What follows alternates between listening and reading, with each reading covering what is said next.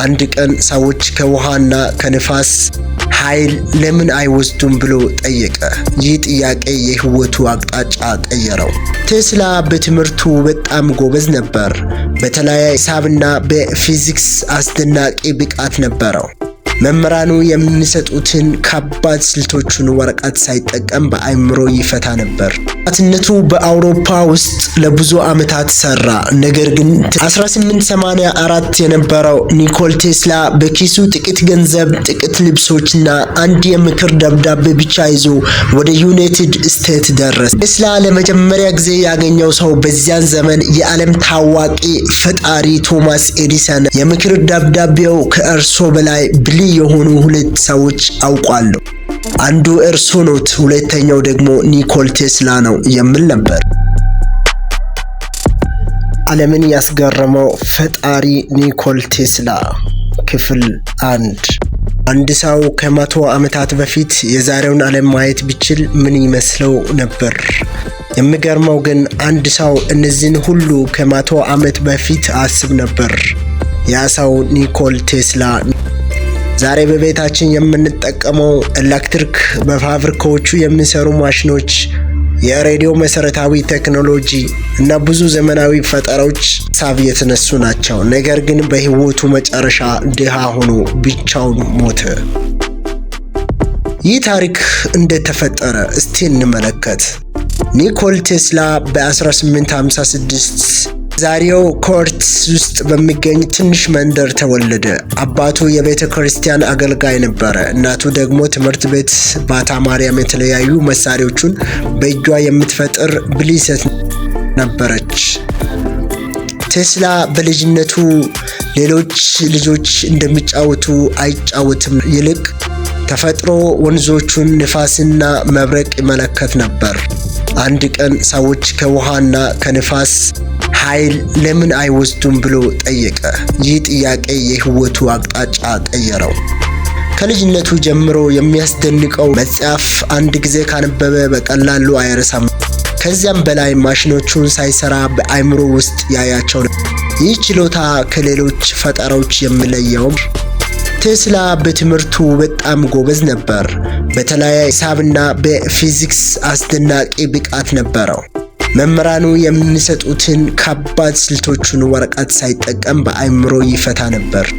አንዳንድ መምህራን እንኳን ይህ ልጅ ይኮረጃል ብሎ ይጠራጠሩትም፣ ነገር ግን እሱ በተፈጥሮ የተሰጠውን ችሎታ ብቻ ይጠቀም ነበር። በዚያን ዘመን ኤሌክትሪክ ገና በሰፊው አልጠቀሙበትም።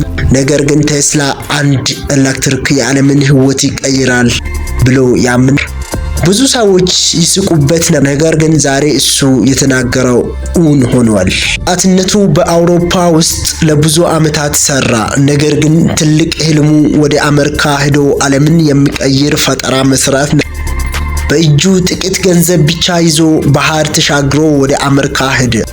ነገር ግን በዚያ የሚጠብቀው ታላቅ ፈተና እንደነበር አያውቅም ነበር። 1884 የነበረው ኒኮላ ቴስላ በኪሱ ጥቂት ገንዘብ፣ ጥቂት ልብሶችና አንድ የምክር ደብዳቤ ብቻ ይዞ ወደ ዩናይትድ ስቴትስ ደረሰ።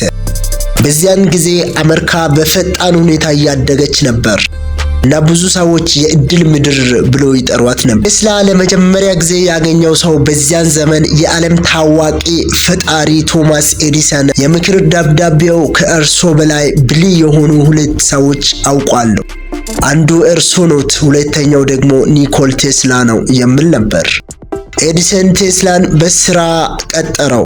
ቴስላ ቀንና ሌሊት ሳይደክም ይሰራ ነበር። አንድ ቀን ኤዲሰን የኔን ማሽኖች ካሻሻልክ $50,000 እሰጣለሁ ብሎ ተናገረ። ይህ በዚያን ዘመን በጣም ትልቅ ገንዘብ ነበር። ቴስላ በብርቱ ሰራ፣ ማሽኖቹን አሻሻለ። ነገር ግን ገንዘቡን ሲጠይቅ ኤዲሰን ያቀልድ ነበር ብሎ መለሰለት።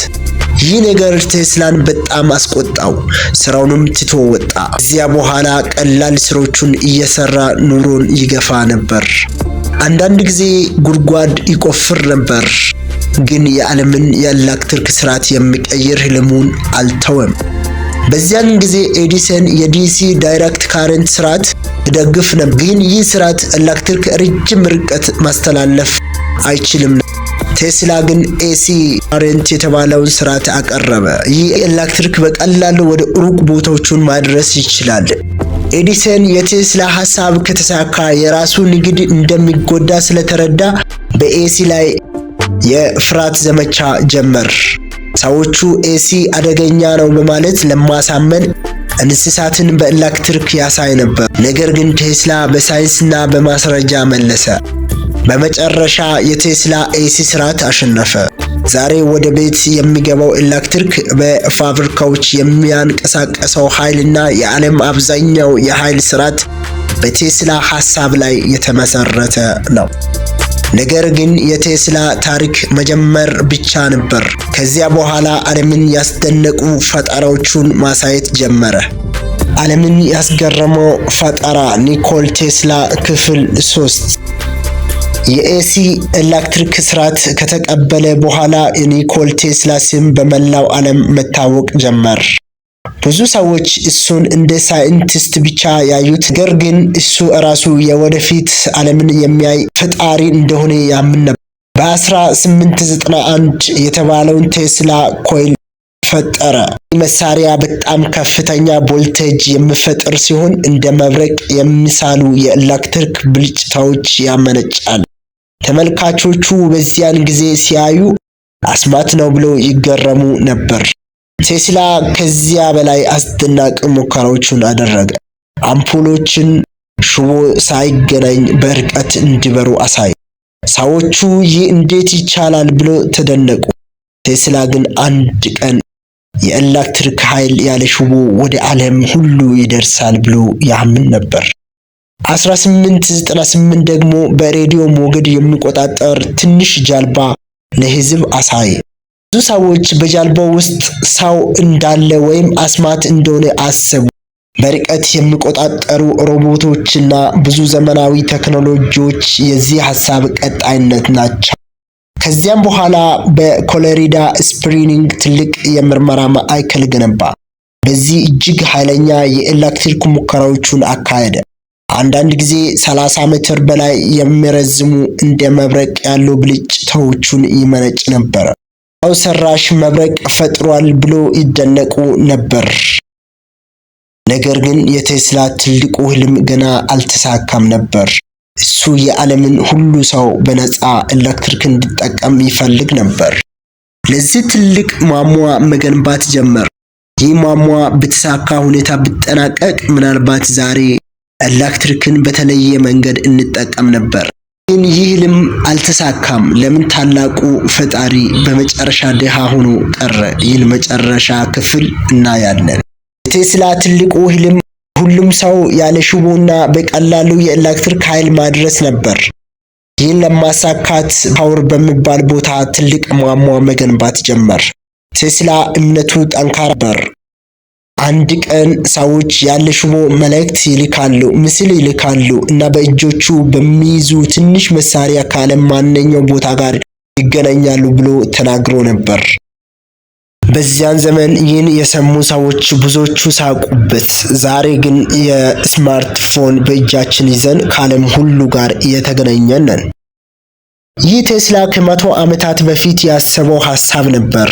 ነገር ግን የማሟ ግንባታ በገንዘብ እጥረት ቆመ። ድጋፍ ያደረጉለት ባለሀብቶች ፕሮጀክቱ ትርፍ እንደሚያመጣ ሲያስቡ ድጋፋቸውን አቋረጡ። ቴስላ የሚፈልገው ለሰዎች ነፃ ኃይል ማቅረብ ነበር።